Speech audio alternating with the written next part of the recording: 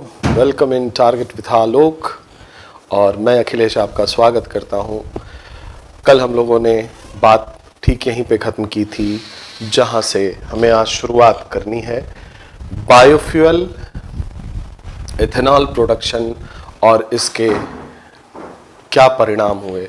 तो कल हम लोगों ने इसके कुछ एस्पेक्ट देखे थे, उस पर चर्चा करते हुए आप लिख सकते हैं कि बायोफ्यूल या जैव ईंधन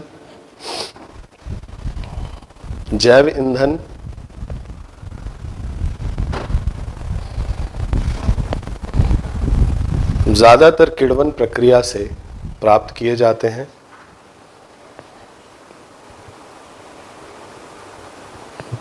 और इथेनॉल के रूप में प्राप्त किए जाते हैं। जैव ईंधन ज़्यादातर किण्वन प्रक्रिया द्वारा इथेनॉल के रूप में प्राप्त किए जाते हैं और इस इथेनॉल को या एथिल एल्कोहल को दोनों लिख सकते हैं, दोनों यही नाम है। एथिल एल्कोहल को पेट्रोल के साथ मिलाकर उपभोग किया जाता है। पेट्रोल के साथ मिलाकर उपभोग किया जाता है अबाउट 10%।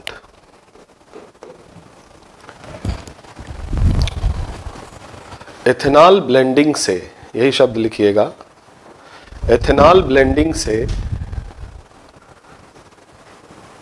पेट्रोल की खपत कम होती है।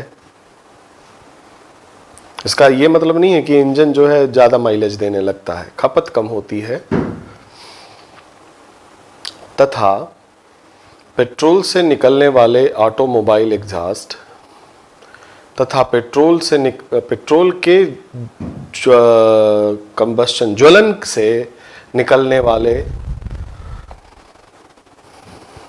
धुएं में कमी आती है और इसका प्रभाव वातावरण में देखा जा सकता है।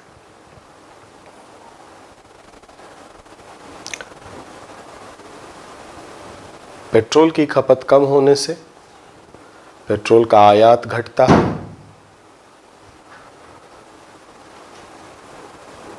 और बैलेंस ऑफ पेमेंट भारत की ओर झुक जाता है और बैलेंस ऑफ पेमेंट भारत की ओर झुक जाता है।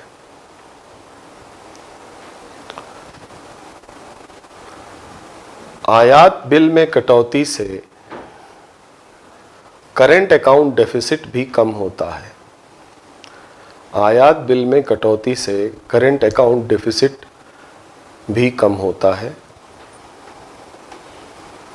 सरकार के पास ज़्यादा पैसे होते हैं जिसे सामाजिक कार्यों में लगाया जा सकता है। सरकार के पास ज़्यादा पैसे होते हैं जिसे सामाजिक कार्यों में लगाया जा सकता है। हम देखें तो पाते हैं कि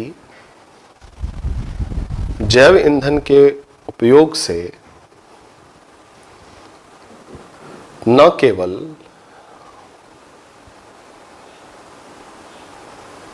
आर्थिक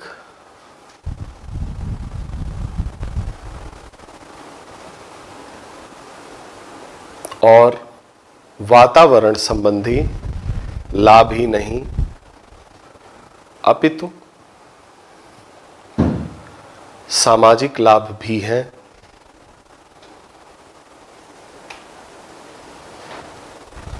सामाजिक लाभ भी हैं।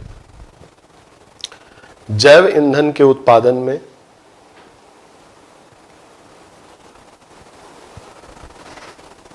रोजगार सृजन को, जैव ईंधन के उत्पादन में रोजगार सृजन को बल मिलता है।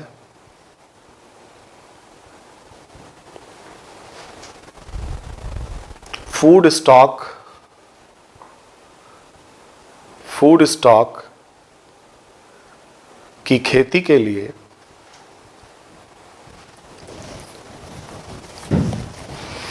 ऐसी जगहें भी उपयुक्त हैं जहां सिंचाई के समुचित साधन न हो,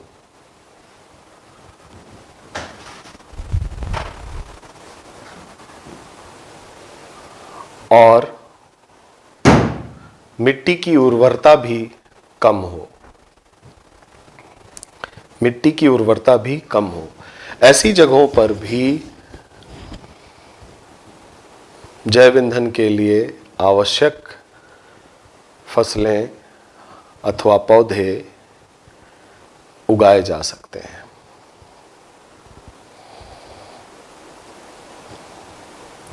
ये बात हो गई आपकी जैव ईंधन की, बायोफ्यूल की। आइए देखते हैं biofuel first generation, second generation, third generation है क्या।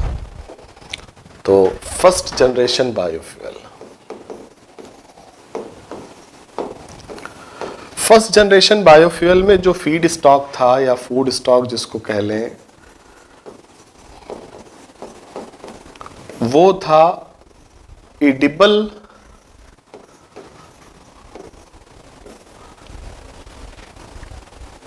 फूड आइटम्स, जैसे कि अनाज, जिसमें वीट, राइस, जैसे कि गन्ना, चुकंदर, मक्का,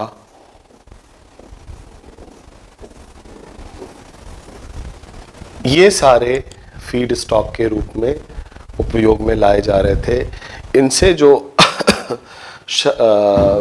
कार्बोहाइड्रेट निकलता था उसको फर्मेंट करके एथेनॉल प्रोडक्शन होता था।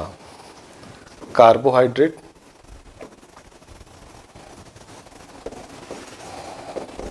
फ्रॉम दीज सोर्सेस, और इसको फर्मेंटेशन होता था, किण्वन, और इससे एथिल एल्कोहल बनता था, और ये एथिल एल्कोहल बायोफ्यूल के रूप में यूज होता था फर्स्ट जनरेशन में। तो लिख लीजिए, फर्स्ट जनरेशन, प्रथम जनरेशन जैव ईंधन, प्रथम जनरेशन जैव ईंधन, इसमें फीड स्टॉक के रूप में,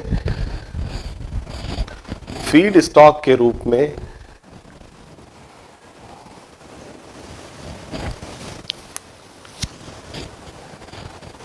खाद्य फसलों, अनाज, गेहूं, चावल, गन्ना, चुकंदर, मक्का, सोयाबीन, गन्ना, चुकंदर, मक्का, सोयाबीन इत्यादि का उपयोग किया जाता था। इसमें और भी लिख सकते हैं आप, रेपसीड, सरसों,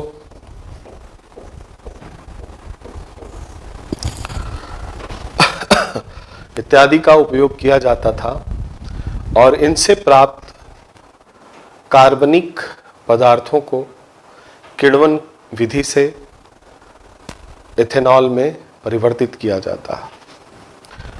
इनसे प्राप्त कार्बनिक पदार्थों को एथेनॉल में परिवर्तित किया जाता था तथा उस एथेनॉल को पेट्रोल में ब्लेंड किया जाता था। ठीक है बच्चों, तो फर्स्ट जनरेशन में फीड स्टॉक क्या था? एडिबल आइटम्स थे, एडिबल खाद्य, अनाज, गन्ना, चुकंदर, मक्का, सरसों इत्यादि। तो प्रभाव क्या पड़ा? प्रभाव ये पड़ा कि जब आप इथेनॉल ही बना लोगे तो खुद क्या खाओगे? पहला प्रभाव, जब आप फूड सिक्योरिटी, लोगों को खाना नहीं पहुंचा पाते, पेट नहीं भर पाते, कहीं कहीं जब आप मानसून गड़बड़ हो जाता है, आपको पता है मानसून पे आधारित कृषि है, तो आपकी खेती का प्रोडक्शन बिल्कुल नीचे चला जाता है। उस स्थिति में आप अगर एथेनॉल प्रोडक्शन इस फीड स्टॉक से करोगे तो फिर आप खाओगे क्या? ये समस्या आई। तो इस समस्या को दूर करने के लिए सेकंड जनरेशन बायोफ्यूल की बात चलने लगी। तो आइए देखते हैं सेकेंड जनरेशन बायोफ्यूल में क्या था। सेकेंड जनरेशन बायोफ्यूल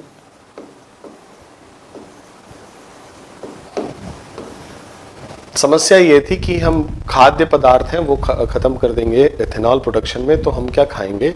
तो ऐसे पदार्थ, ऐसे जो ऑर्गेनिक मटेरियल थे जो हमारे लिए खाद्य नहीं थे, अखाद्य थे, उनको खोजा गया और पाया गया कुछ लिग्नो सेलुलोजिक प्लांट्स को। क्या पाया गया बच्चों? लिग्नो सेल्यूलोजिक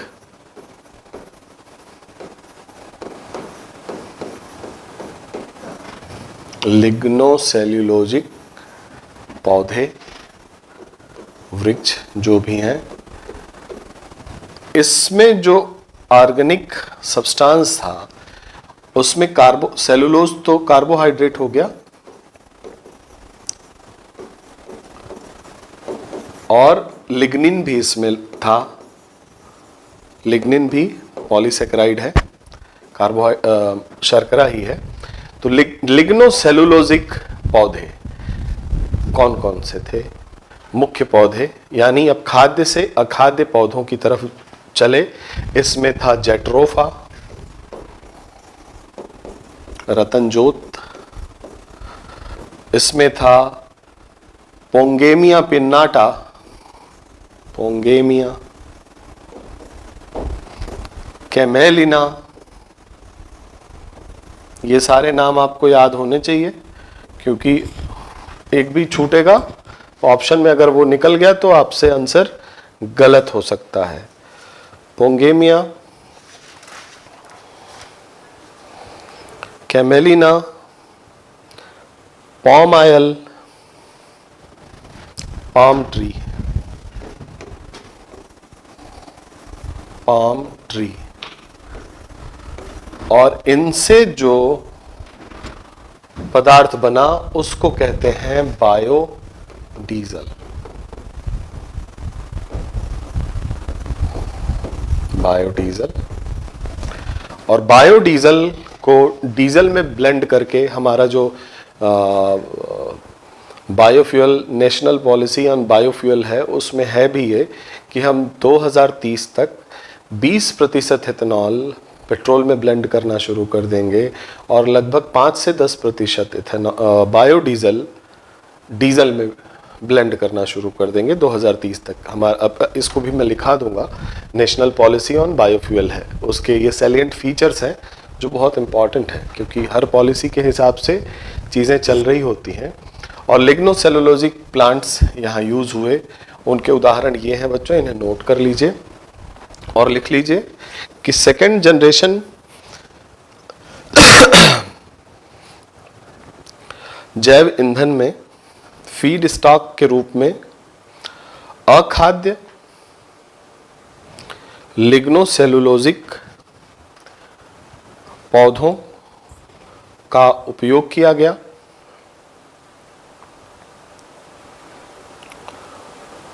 जो निम्नलिखित है: jatropha, pongamia, camelina, palm oil,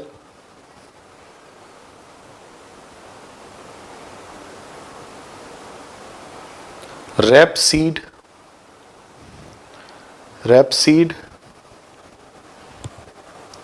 ये ऐसे पौधे हैं, आगे लिखिए, ये ऐसे पौधे हैं जो कि कम पानी और कम उर्वरता की मिट्टी,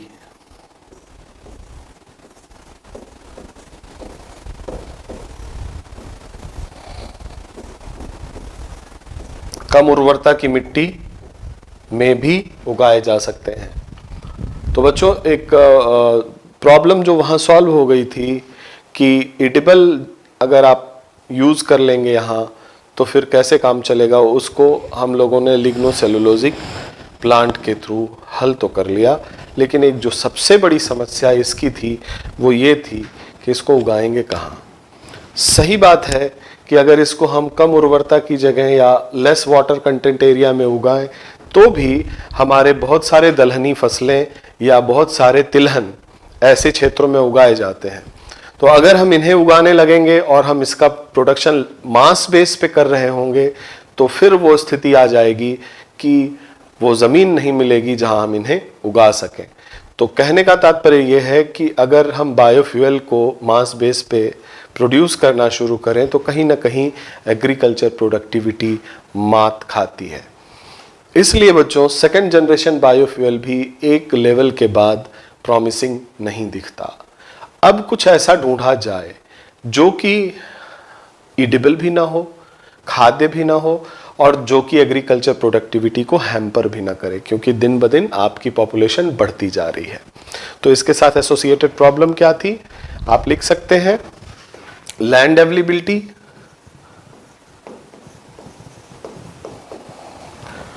दूसरा आप लिख सकते हैं एग्रीकल्चर प्रोडक्शन,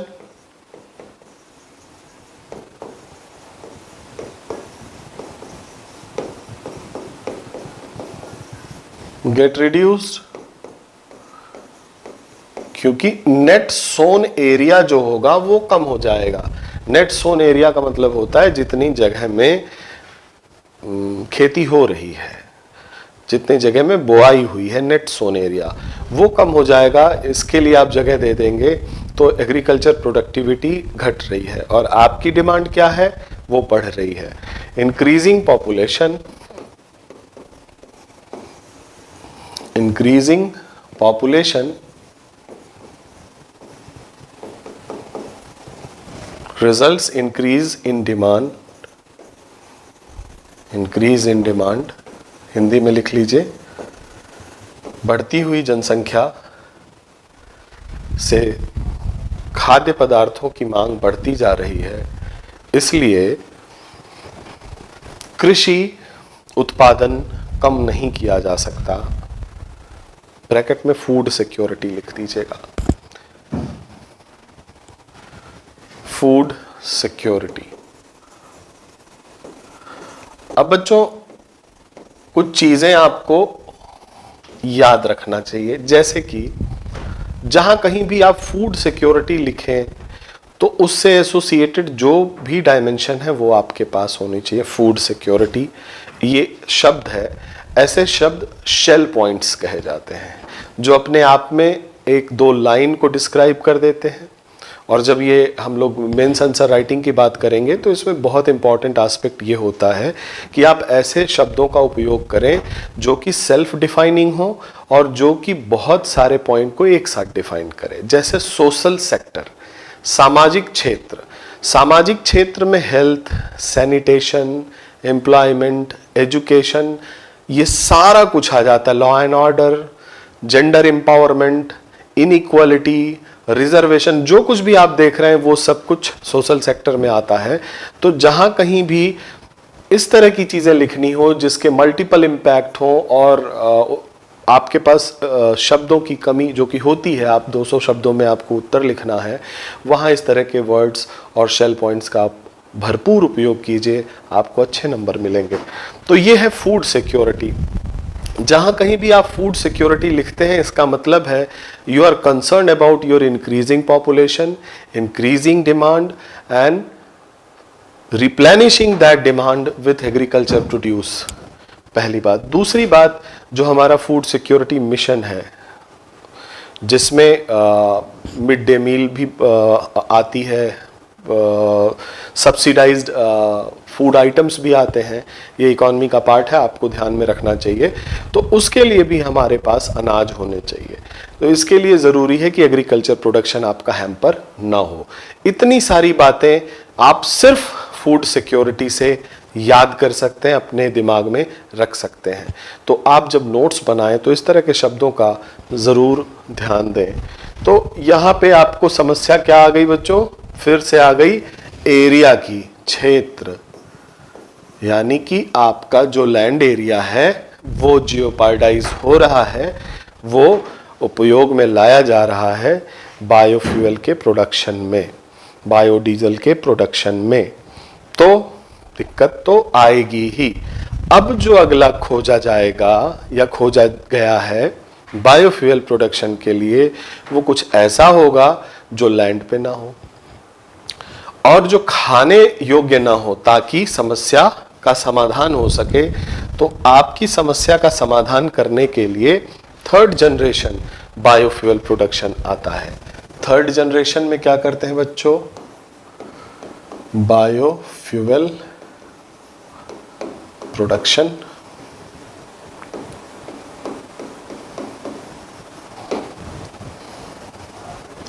चलिए जमीन से चल के थोड़ा समंदर की सैर कर ली जाए। क्या मिलता है हमें समंदर में? 70% पार्ट यही है बच्चों। और अब तक हम लोगों ने लैंड को ही अपनी माता माना है, लेकिन समंदर हमें क्या नहीं दे सकता, अभी इस पे एक्सप्लोरेशन बाकी है। और अगला जो एक्सप्लॉयटेशन कह लीजिए या यूज कह लीजिए, वो समंदर का होने जा रहा है। समंदर में फाइटोप्लैंक्टॉन्स होते हैं। फाइटोप्लैंक्टॉन जो सतह पे तैरते रहते हैं। चूंकि ये फाइटोप्लैंक्टॉन्स हैं, तो इनके अंदर क्लोरोफिल होगा, पिगमेंट होगा, और क्लोरोफिल होगा तो दे परफॉर्म फोटोसिंथेसिस। तो पहले कौन कौन से फाइटोप्लैंक्टॉन होते हैं उसको जान लीजिए। फाइटोप्लैंक्टॉन में आपको यहां पे ब्लू ग्रीन एल्गी मिल जाएंगे।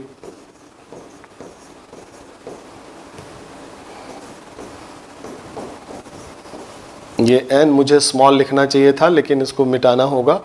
आप कभी मत ऐसा करिए जहां कैपिटल लेटर जरूरी हो। खैर ये तो हिंदी का है, फिर भी इंग्लिश के बच्चे अगर देख रहे हो तो where ever there will be necessary, you just use capital letter there only, otherwise you must follow the Roman rule of English writing. So blue green algae, यहां algae हो सकते हैं, केवल ग्रीन हरित शैवाल हो सकते हैं।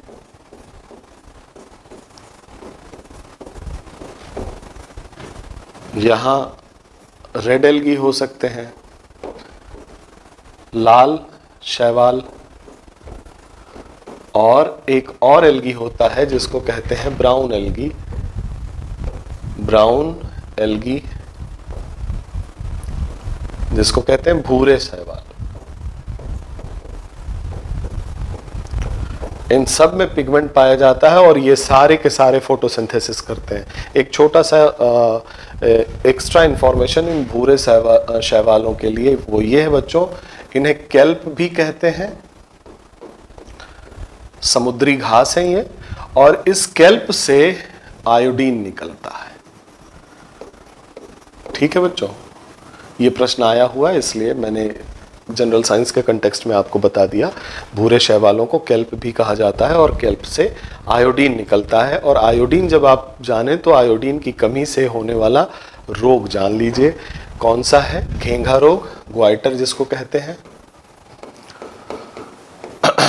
ग्वाइटर घेंघा रोग, आयोडीन की कमी से ये रोग होता है।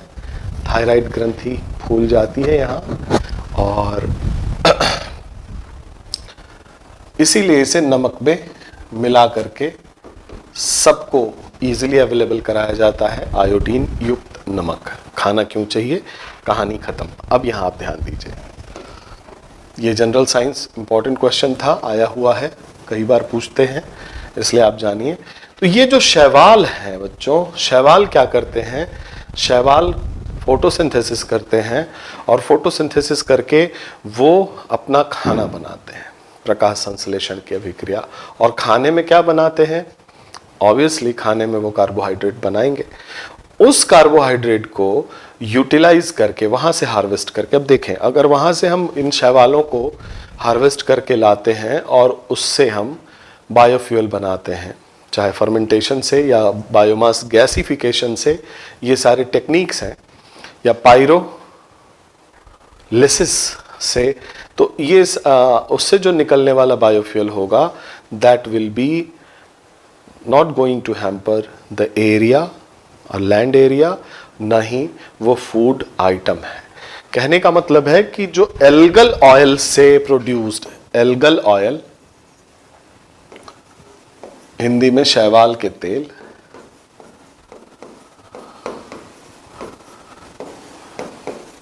तेल से प्रोड्यूस्ड बायोफ्यूल है,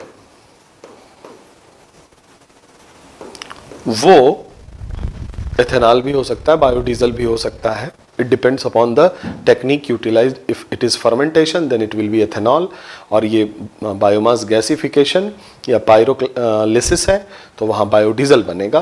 तो इट डिपेंड्स अपॉन दैट कि क्या प्रक्रिया अपनाई जा रही है, इसे जैविक ईंधन में बदला जा सकता है. आपकी समस्या यहाँ खत्म हो जाती है. समस्या क्या थी कि एरिया, लैंड एरिया, इसकी जरूरत ही नहीं. कहाँ मिलेगा आपको? ओशन में. दूसरी बात, फूड आइटम. मोस्टली जो एल्गी होते हैं बच्चों वो फूड आइटम नहीं होते, but yes there are some algae which are food items and they are delicacy in Japan, as well as there are unicellular algae जो प्रोटीन रिच होते हैं, जैसे कि स्पाइरुलिना. ये भी पूछा हुआ है इसलिए बता दे रहा हूं.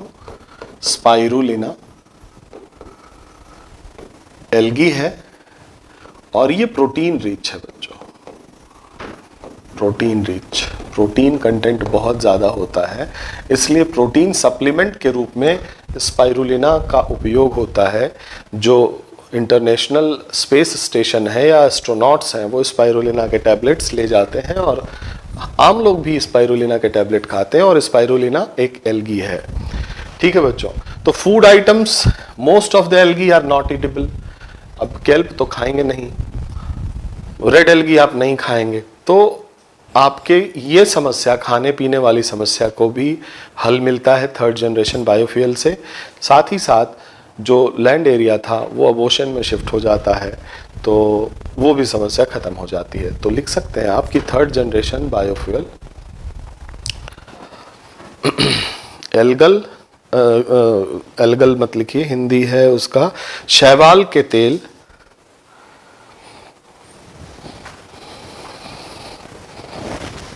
शैवाल के तेल से बनाए जाते हैं. ये शैवाल ज़्यादातर समंदर में होते हैं. ये शैवाल ज़्यादातर समंदर में होते हैं.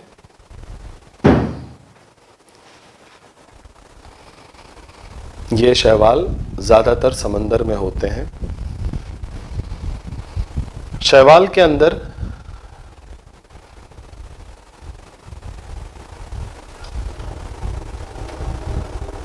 प्रकाश संश्लेषण की प्रक्रिया होती है. शैवाल के अंदर प्रकाश संश्लेषण की प्रक्रिया होती है तथा वायुमंडल से कार्बन डाइऑक्साइड का उपयोग करके,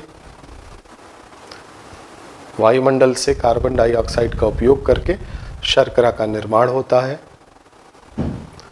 शर्करा का निर्माण होता है. इस शर्करा को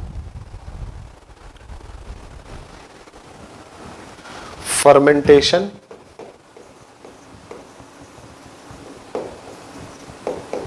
इसको कहते हैं किण्वन,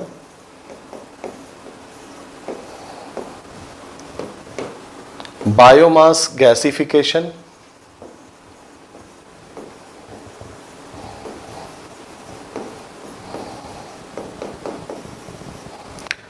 जीवद्रव्य गैसिफिकेशन,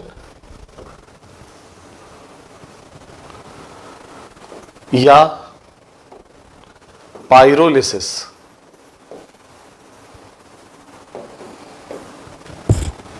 पायरोलिसिस द्वारा या पायरोलिसिस द्वारा जैव ईंधन अथवा जैव डीजल, जैव डीजल में परिवर्तित किया जाता है, में परिवर्तित किया जाता है. थर्ड जनरेशन बायोफ्यूल से, थर्ड जनरेशन जैव ईंधन से हमारी लगभग सारी समस्याओं का निदान मिल जाता है।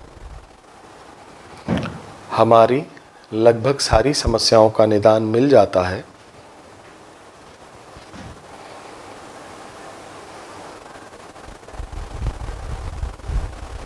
जो कि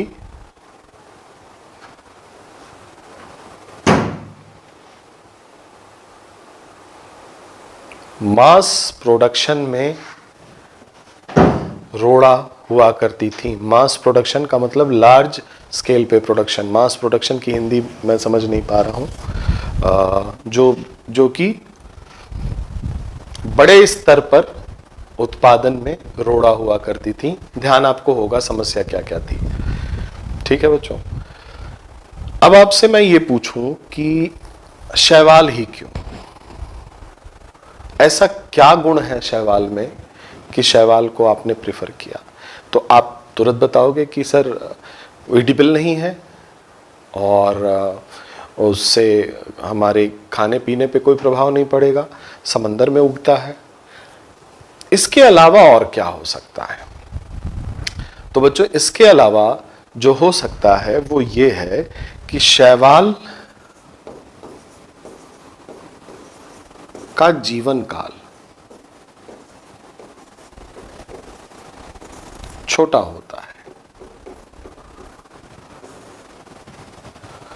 आप जैट्रोफा बोते हो 2 साल में आप काटना पड़ता है, गन्ना भी 1 साल, बाकी सब कई महीनों से लेकर साल तक का आपको इंतजार करना होगा। शैवाल का जीवन काल कुछ दिनों का होता है, पैदा होते ही बढ़ जाना और फोटोसिंथेसिस शुरू कर देना, तो फ्यू डेज। और जब फ्यू डेज का जीवन काल होगा, कुछ ही दिनों का, तो इनको हार्वेस्ट करना जल्दी जल्दी से हम हार्वेस्ट कर लेंगे। ये तुरंत परिपक्व होंगे, फूड सिंथेसिस कर लेंगे, इनको हार्वेस्ट किया, अगले शैवाल आए, उनको हार्वेस्ट किया। तो जब लार्ज स्केल प्रोडक्शन पे इनके जीवन काल को देखते हैं तो हम पाते हैं कि सबसे मुफीद यही जीव हैं जो कि हमें बायोफ्यूल के लिए उपयुक्त हैं और इन्हें हम जल्दी जल्दी आइसोलेट कर सकते हैं। तो इनका छोटा जीवन काल बहुत इंपॉर्टेंट है। साथ ही साथ मरीन इकोसिस्टम में ये होते हैं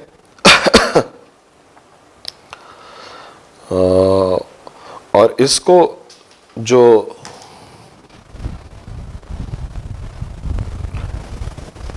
अपशिष्ट जो होगा इनका, उसका उपयोग बायो फर्टिलाइजर के रूप में भी हो सकता है।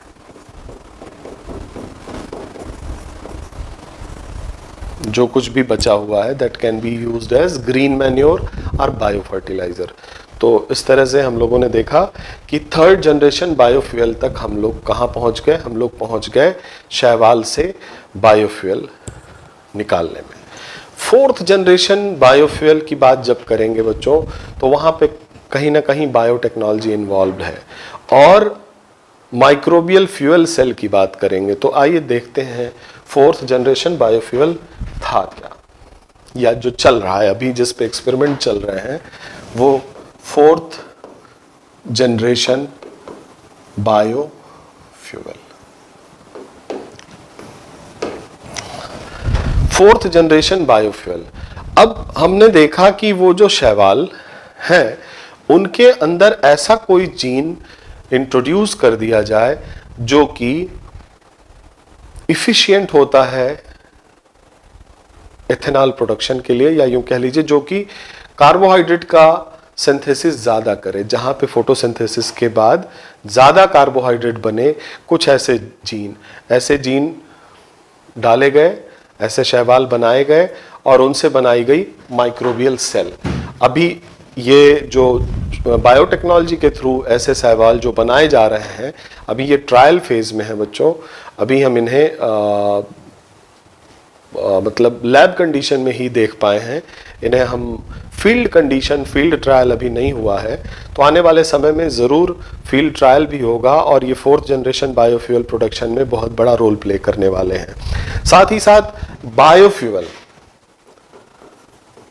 Production from fuel cell, more precisely microbial fuel cell,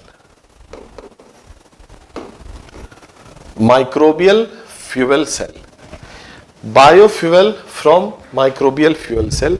वास्तव में यहां माइक्रोबियल फ्यूल सेल के अंदर बायोकेमिकल रिएक्शन के थ्रू, जिसमें माइक्रो ऑर्गेनिज्म इन्वॉल्व होते हैं, पूरा का पूरा ऑर्गेनिक कंपाउंड सीधे इलेक्ट्रिकल एनर्जी में बदलता है, याद रखिएगा। सो ऐसी डिवाइस जिसमें ऑर्गेनिक कंपाउंड हो, ऑर्गेनिक मटेरियल, और इसमें आपने इनोकुला ऐड कर दिया माइक्रो ऑर्गेनिज्म का, और ये यहां ग्रो किया, यहां अंदर फर्मेंटेशन या जो भी प्रक्रिया हुई, और सीधे आपको विद्युत धारा मिल रही है।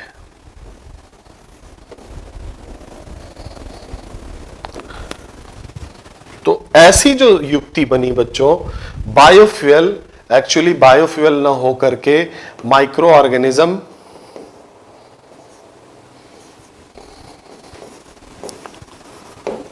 और ऑर्गेनिक मटेरियल, ऑब्वियसली ये ऑर्गेनिक मटेरियल आपको बायोलॉजिकल इन ओरिजिन होगा, कहीं से हार्वेस्ट करना होगा, ओशन उसके लिए बेस्ट सोर्स है।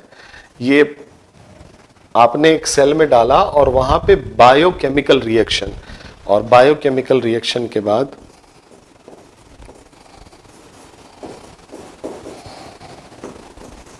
सीधे विद्युत धारा मिल रही है। ये जो प्रक्रिया डेवलप हो रही है बच्चों, जिसको माइक्रोबियल फ्यूल सेल कहते हैं, जिसमें आप देख रहे हो कि use of solar energy also. तो सोलर माइक्रोबियल फ्यूल सेल, इसके पहले सोलर लगा लीजिएगा, सोलर माइक्रोबियल फ्यूल सेल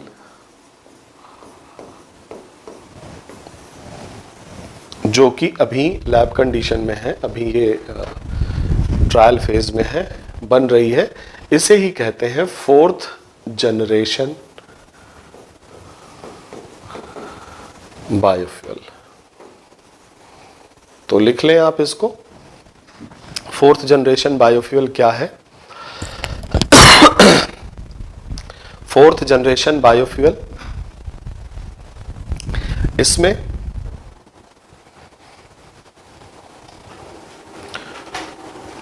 कार्बनिक पदार्थ को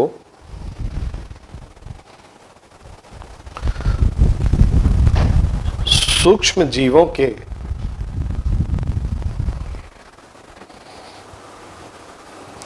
साथ मिलाकर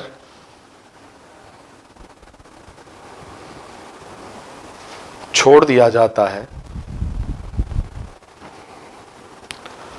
और सेल के अंदर ही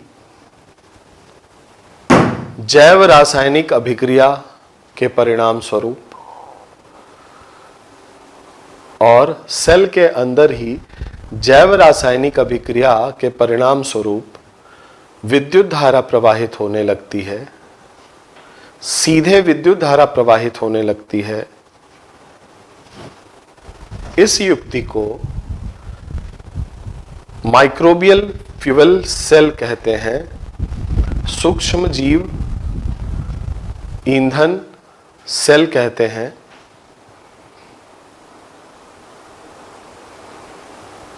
चूंकि इसमें सौर ऊर्जा का भी उपयोग होता है, किस लिए?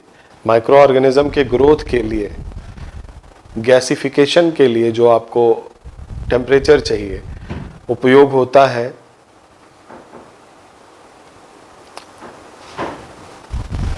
इसलिए इसको सौर माइक्रोबियल फ्यूल सेल, हिंदी में ही लिख लीजिए, ज़्यादा अंग्रेजी ही लिख लीजिए, हिंदी में सौर माइक्रोबियल फ्यूल सेल कहते हैं।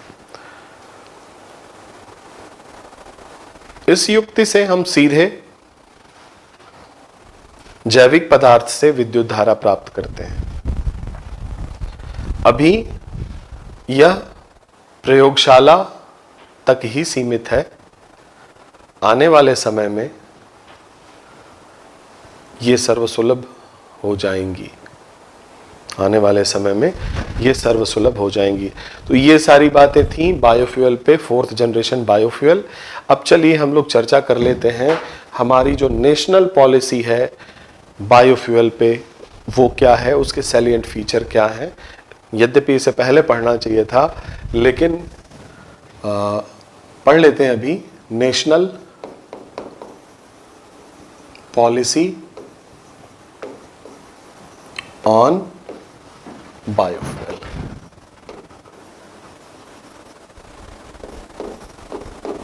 जैव ईंधन पे हमारी राष्ट्रीय नीति, राष्ट्रीय नीति। ये शायद मैंने गलत लिखा, आप सही लिखिएगा। राष्ट्रीय नीति, नीति छोटी की मात्रा होनी चाहिए, आप सही लिखेगा, मैं निकल चुका हूं, आपकी भाषा अच्छी होनी चाहिए। राष्ट्रीय नीति क्या है बच्चों? इसका सैलिएंट फीचर पहला यह है कि 2030 तक 20% बायोफ्यूल, सॉरी एथेनॉल,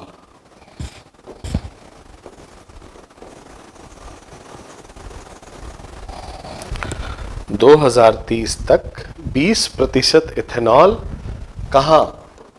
पेट्रोल में ऐड करना है।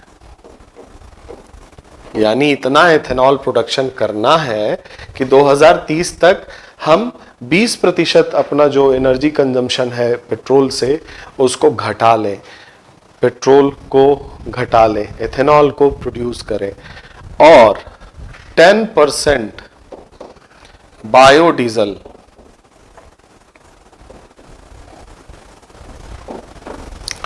Blending in diesel. ये सैलिएंट फीचर पहला, तो आप इसको लिख सकते हैं। Salient feature of biofuel national policy, national policy biofuel के प्रमुख बिंदु पहला लिख लीजिए कि 2030 तक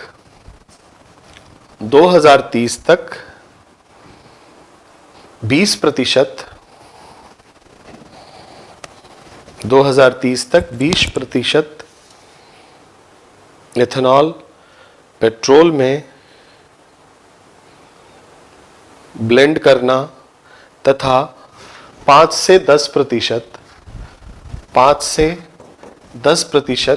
बायोडीजल, 5 से 10% बायोडीजल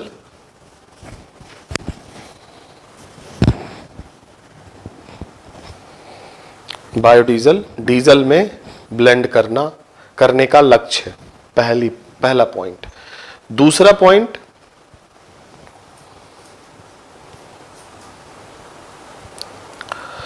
$5,000 करोड़ 5,000 करोड़ अगले 6 साल में, 6 years, सेकंड जनरेशन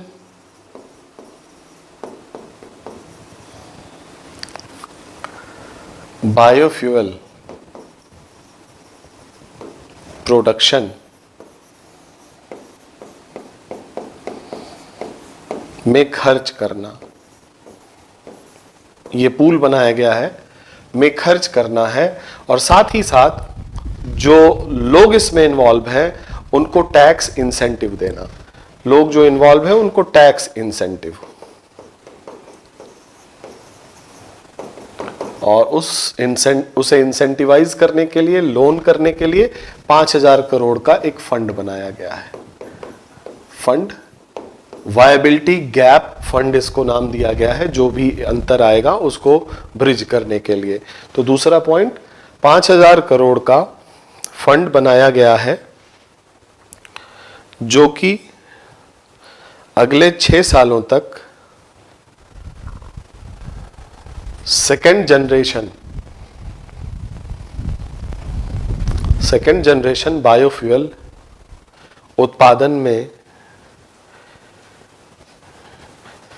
लगे लोगों को कर छूट के रूप में, कर छूट, टैक्स इंसेंटिव, कर छूट के रूप में या लोन के रूप में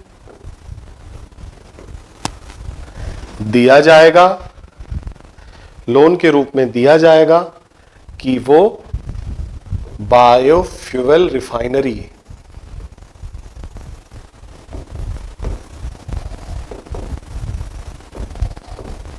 चला सके, बायोफ्यूल रिफाइनरी चला सके जहां बायोफ्यूल का शोधीकरण होता है। तीसरा है जैव ईंधन का वर्गीकरण। थर्ड पॉइंट है, लिखते जाइएगा, जैव ईंधन का वर्गीकरण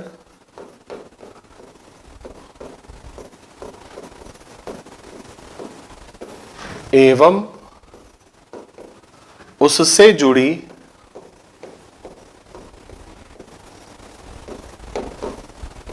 समस्याओं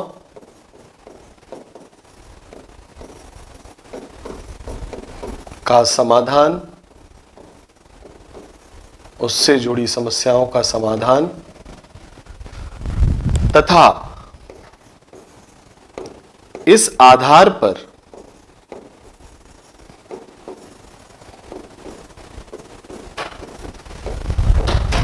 उन्हें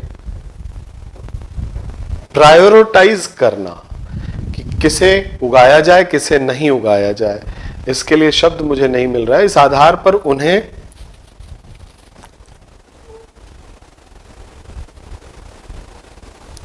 क्रमबद्ध करना, ब्रैकेट में लिख लीजिएगा, प्रायोरिटाइज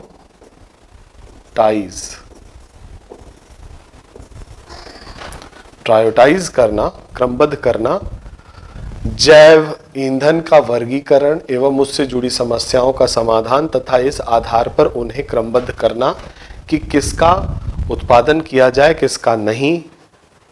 ये थर्ड पॉइंट है जो बायोफ्यूल की नीति है। तो क्रमबद्ध करना यहां तक रख सकते हैं। अगला लिखिए,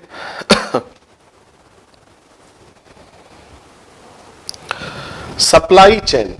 चौथा लिखिए, नेशनल बायोफ्यूल रिपोजिटरी, यानी नेशनल बायोफ्यूल रिपोजिटरी जगह जगह बनाना ताकि बायोफ्यूल की सप्लाई मेंटेन रहे, प्रोडक्शन से, जहां किसानों से वो रिफाइनरी में आए और रिफाइनरी से विभिन्न चैनल के थ्रू उसका जो आवागमन रहे वो सुनिश्चित किया जा सके। तो नेशनल बायोफ्यूल रिपोजिटरी का निर्माण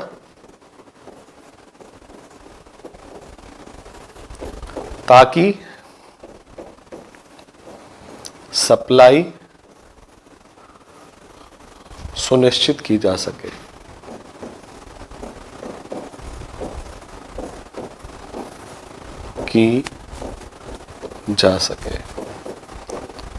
ताकि सप्लाई सुनिश्चित की जा सके। ठीक है बच्चों।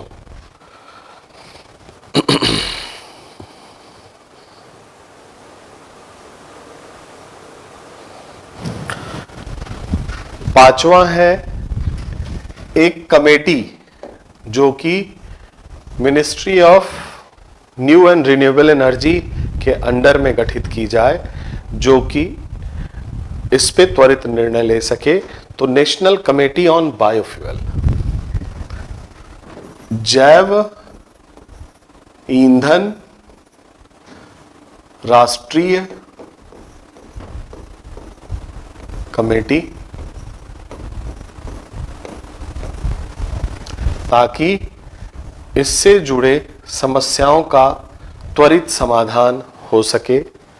जैव ईंधन राष्ट्रीय कमेटी का गठन, ताकि जैव ईंधन से संबंधित समस्याओं का त्वरित निराकरण किया जा सके। Under the aegis of ministry of new and renewable energy, under the edges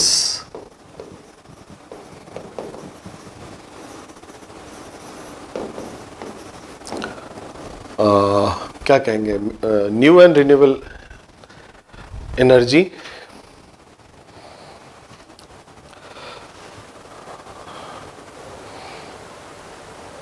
नवीकरण ऊर्जा मंत्रालय के अधीन इस कमेटी को गठित करना चाहिए।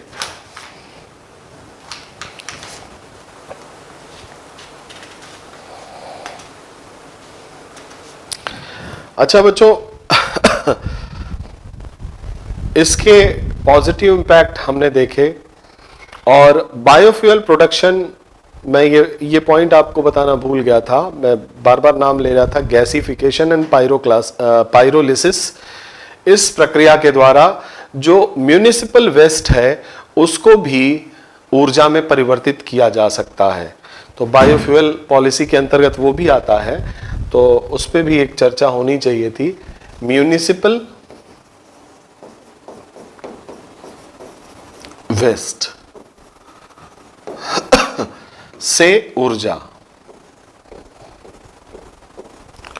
दो विधियां होती हैं, एक है बायोमास गैसिफिकेशन, कई विधि होती है, दो इंपॉर्टेंट है, बायोमास गैसिफिकेशन और दूसरी विधि है बच्चों पायरोलिसिस।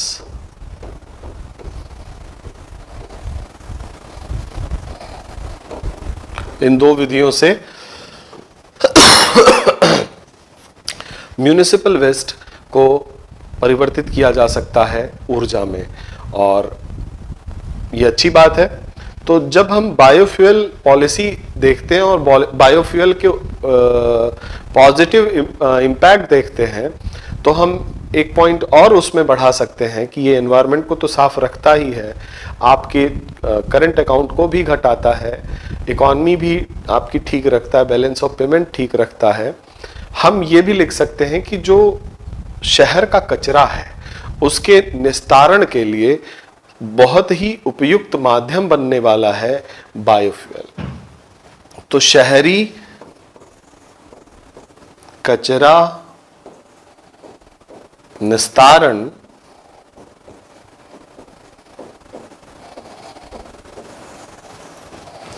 के लिए बायोफ्यूल एक उपयुक्त माध्यम है बच्चों।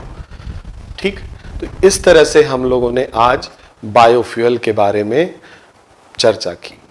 बायोमास के गैसिफिकेशन और पायरोलिसिस से हम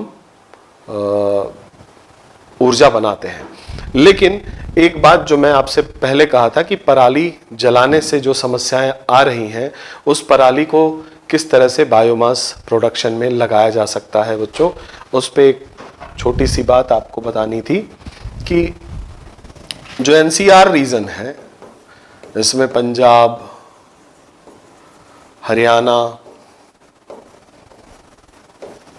वेस्टर्न यूपी, मैं यही नाम इसलिए लिख रहा हूं क्योंकि यहां पे लोग, किसान जो है, पराली जलाते हैं। पराली क्या है कि फसल के बाद जो अपशिष्ट बचा हुआ है उसे जला देते हैं। ये सदियों से प्रक्रिया चली आ रही थी और इसको रोकना चाहिए। रोकना इसलिए चाहिए कि पराली जलने से जो शूट्स निकलते हैं वो सस्पेंडेड हो जाते हैं एयर के अंदर, और दिल्ली और आसपास के हवा उससे खराब हो जाती है, ऐसा माना जाता है। कुछ रिजल्ट, प्रॉमिसिंग रिजल्ट इस तरह की बात करते हैं। तो इसको, स्टबल बर्निंग को रोकना आवश्यक है। स्टबल बर्निंग या पराली जलाना, जब इसको रोकने की बात हम करते हैं तो उस पराली का उपयोग कुछ निकलना चाहिए। तो इस पराली से हम कंपोस्ट बना सकते हैं। कंपोस्टिंग यूनिट हर गांव में बना दी जाए, ग्राम सभा में बना दी जाए, और कंपोस्टिंग से इस पराली से खाद बनाया जाए और उस खाद को उपयोग में लाया जाए एग्रीकल्चर के। अथवा इसकी छोटी छोटी भूसी बनाई जाए, काट लिया जाए इसे, और इसे फ्लाई ऐश के साथ अथवा इसे अदर ऑर्गेनिक मटेरियल हैं जो, उसके साथ मिला के छोटे पिलेट बनाए जाए और उसे थर्मल पावर प्लांट भेज दिया जाए। तो उस पराली को थर्मल पावर प्लांट में, चूंकि चिमनी से वो एग्जॉस्ट निकलेगा, तो वो एटमॉस्फेयर को खराब नहीं करेगा। वहाँ पे एरोस्टैटिक अरेस्टर होते हैं, स्क्रबर्स होते हैं जो उनको रोक लेते हैं थर्मल पावर प्लांट में। तो वहाँ पे उपयोग किया जा सकता है कोयले के चूरे के साथ और गोबर के साथ मिलाकर पिलेट, छोटे छोटे कंडे, मैं क्या लिखूं इसे, छोटे कंडे लिख लीजिए, के रूप में बनाकर इन्हें थर्मल पावर प्लांट भेजने का, आसपास के जो थर्मल पावर प्लांट है वहां भेज करके इसका उपभोग किया जा सकता है। किसानों को इससे आमदनी भी हो सकती है और लोगों को रोजगार भी मिल सकता है। तो ये पराली जलाने का जो भय है, जिसके कारण दिल्ली और आसपास के क्षेत्रों की हवा खराब हो गई है, उससे बचा जा सकता है। तो बच्चों, आज इतना ही। आज हम लोगों ने रिन्यूएबल एनर्जी रिसोर्सेज को ख़त्म किया है। अब इससे जुड़े कुछ करंट अफेयर के टॉपिक होंगे जो कि अगली वीडियो में आप तक पहुंचाई जाएगी। तो thank you for today. Thanks.